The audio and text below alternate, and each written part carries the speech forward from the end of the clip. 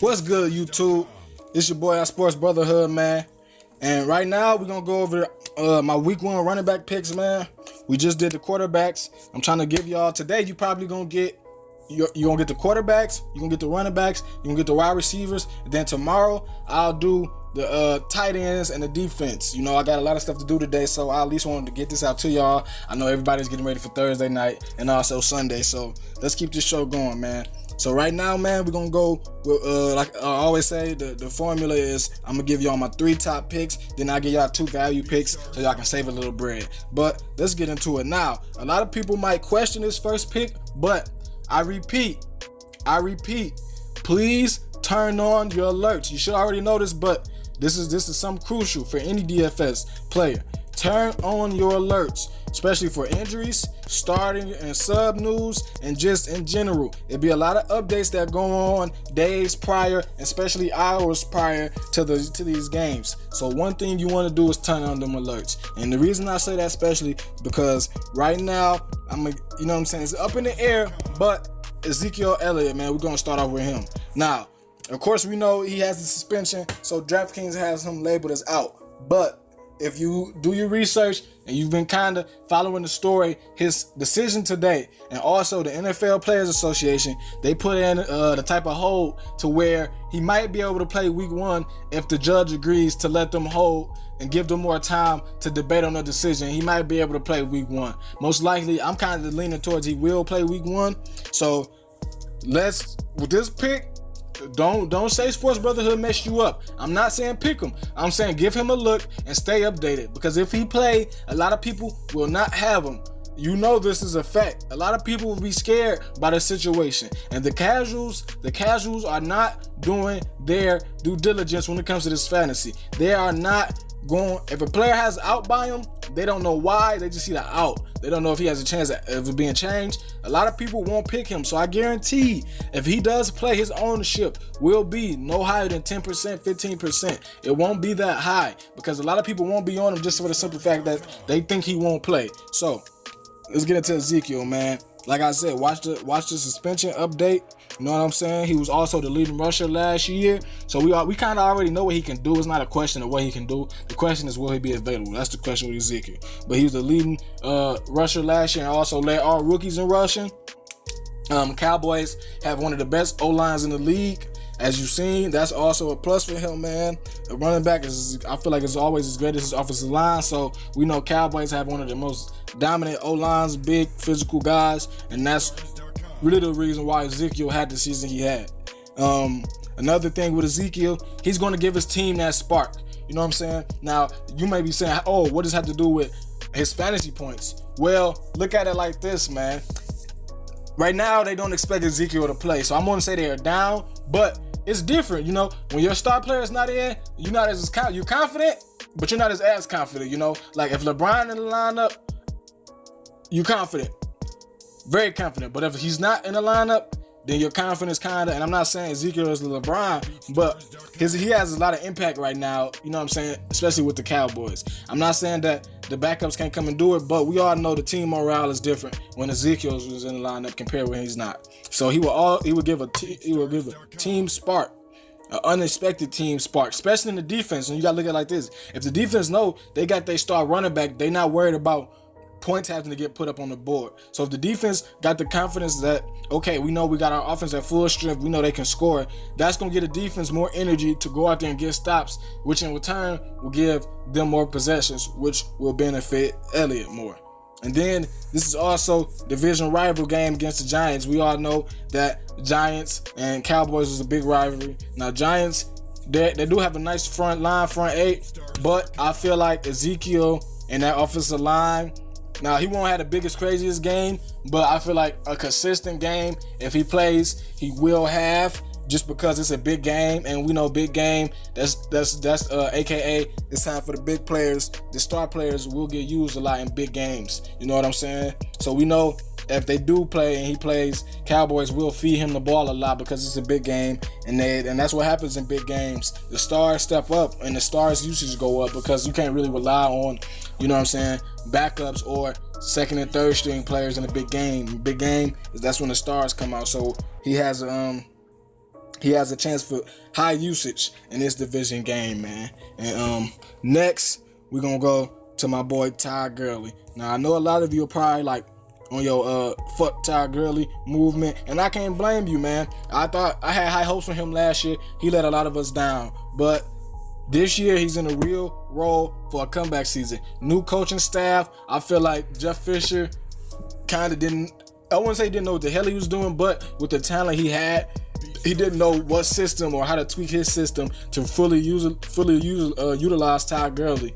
You know, you can't just pound when defenses know you're going to pound. You have to switch it up with a toss. You have to do a screen pass. Just find other ways to get him involved. I feel like this new young coach, I think he's the youngest coach in the league. I feel like he knows Ty Gurley talent, and he won't put so much stress on him. You know, it got to the point last year where there was a lot of stress on Ty Gurley to get yards every down. I feel like this year, Ty Gurley will go back to kind of his Georgia days, where he kind of just more free running and he can use his athleticism to gain yards. Colts defense isn't that great. It's not a secret. They haven't been that great in a couple years, especially against the run. So that's not a problem this week one with him. And he also has a young QB, you know. So that's gonna also play into his hands. He had a young QB last year, and last year we can't deny.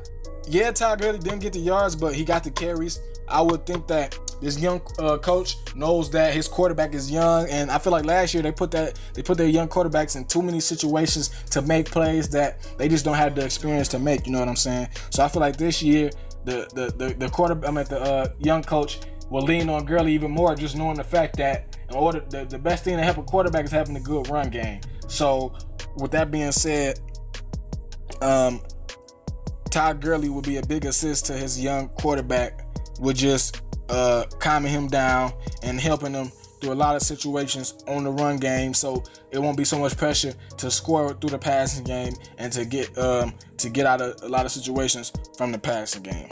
Next, we have my boy Christian McCaffrey, man, out of Stanford. Good player, man. I don't know why they ain't got my man's picture up, but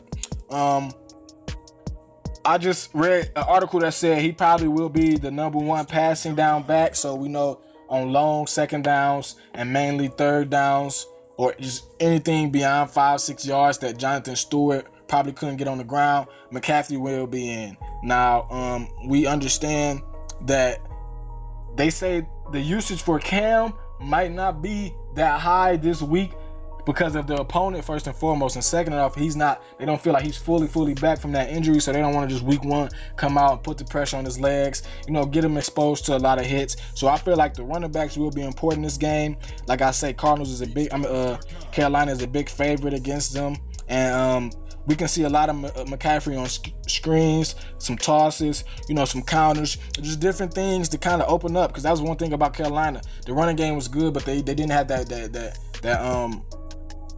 big play runner, you know. They didn't have that runner who can really go off for 40-50 yard gains, and I feel like McCaffrey will bring a spark to their offense that they was missing, man.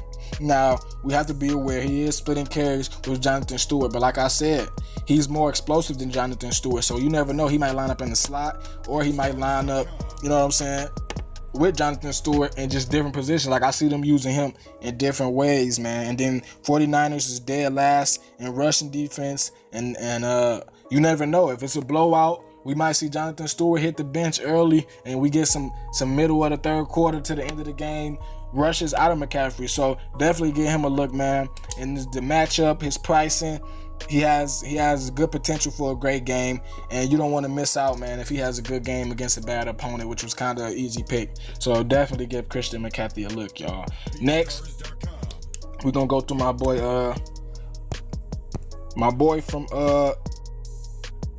from San Diego, man. You already know who I'm talking about. Let me find him. 4,600. They got him as. Okay, where the hell is he at? Y'all know what I'm talking about, Gordon. If they got McCaffrey rated higher than him, then damn. Or did I get my pricing wrong? He can't be up here. These the top backs. Where is he at? He might not be. When do they play? He might not be on this one. Because if he ain't popped up yet, he might be on the Monday slate. Yeah, he might be on the Monday slate. Let's check it out, man. Let's go see, man. Let's see. I gotta give y'all all the two values. We can't let y'all go without giving y'all these two values, man. So you stay with me. We looking for Melvin Gordon though from the Chargers. He might be. Let me see if he on a Thursday slate, because I was just in the Sunday one. So he might be on this slate. He should be on this slate. Let's check out real quick. You should see him pop up. Damn. All right, let me see. Is that game up here? It's the Thursday. Do they play on Monday? Oh, they might play on Monday. My bad, y'all. I looked them up, but I didn't check out when did his team play. Okay, but I don't think I can get them right now because they don't got the Monday game out yet. So my fourth pick was Melvin Gordon. Now the reason I picked Melvin was because his price is $4,600. We know that Phillip Rivers like to use his running backs in the passing game, and he will have low ownership. I don't feel like a lot of people will be on MG3. So, like I say, Melvin Gordon, check him out, man. If you're playing in that Monday slate, you know what I'm saying, he'll be a good pick.